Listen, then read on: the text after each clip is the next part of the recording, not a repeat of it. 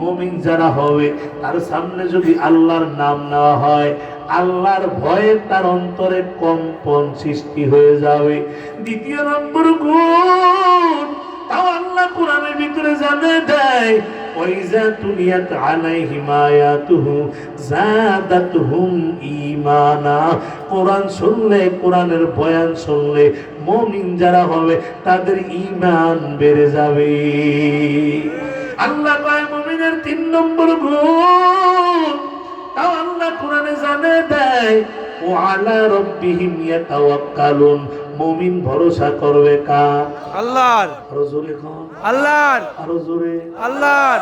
এ নবীর আশিক উম্মত, 4 নম্বরে আল্লাহ বলেন, আল্লাযীনা ইউকিমুনাস সালাতা। মুমিন নামাজ কায়েম করবে। 5 নম্বর গুণ আমার আল্লাহ জানিয়ে দেয়, ওয়া মিম্মা রাযাকনাহুম ইউনফিকুন।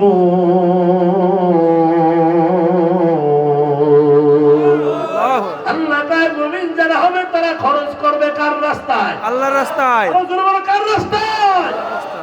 এই মাদ্রাসা হওয়াতে আপনারা